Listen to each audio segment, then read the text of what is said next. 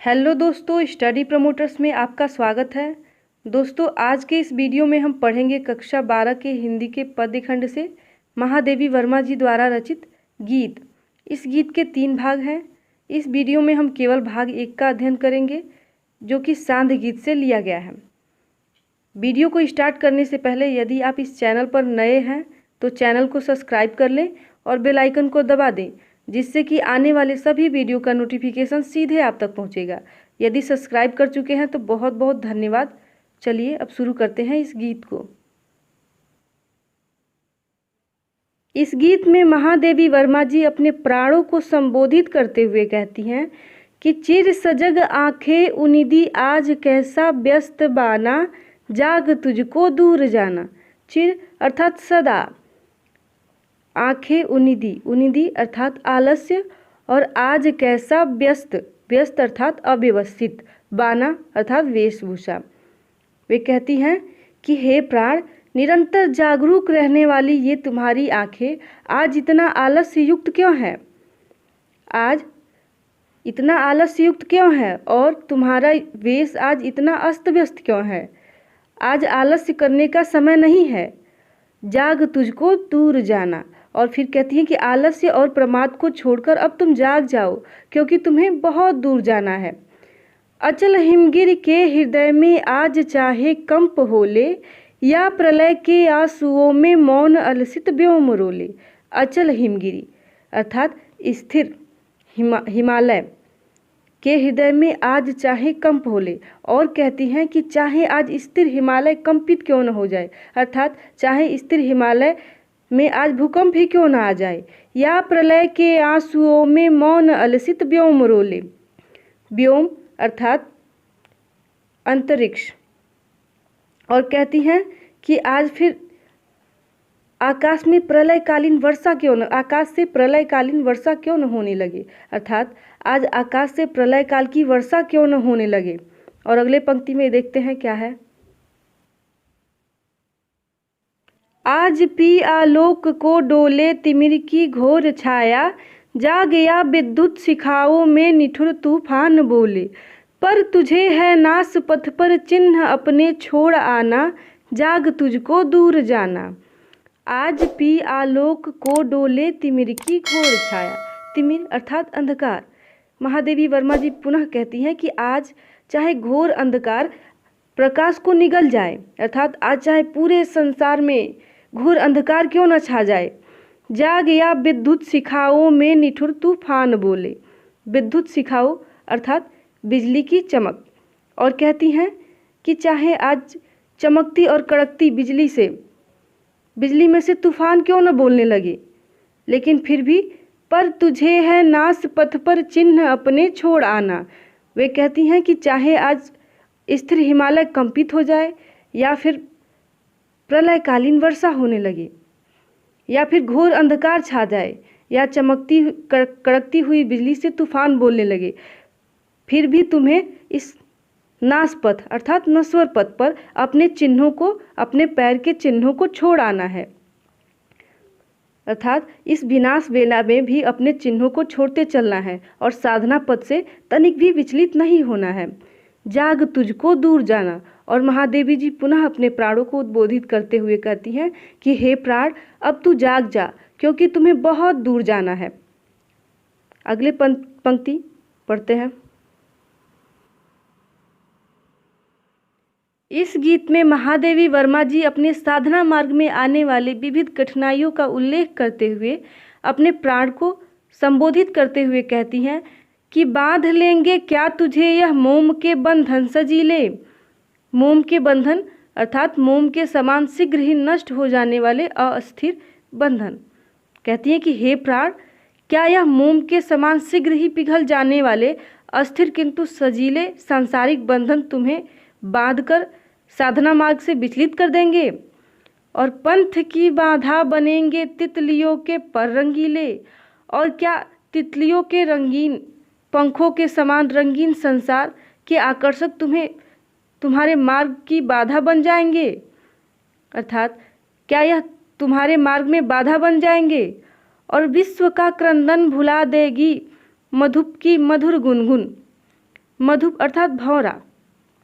और कहती हैं कि क्या यह भौरों की मधुर गुंजार संसार का करुण रुदन अर्थात करुणा से भरे हुए स्वर में रुदन सुनने से तुम्हें रोक सकेंगी?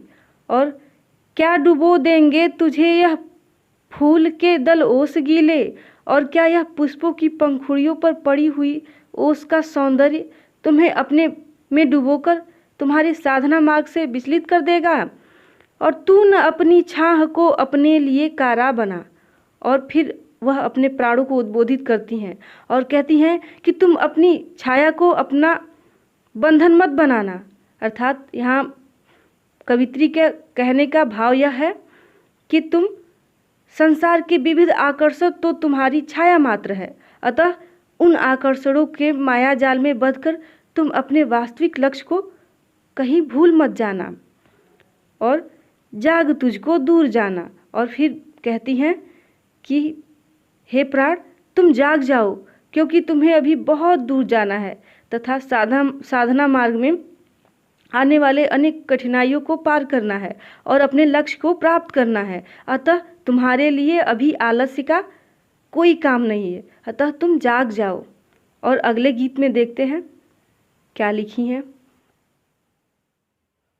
इस गीत में कवित्री अपने प्राणों को संबोधित करते हुए कहती हैं कि वज्र का उर एक छोटे अश्रुकण में धो गलाया, दे किसे जीवन सुधा दो घूट मदिरा मांग लाया। वज्र का उर एक छोटे अश्रुकण में धो गलाया।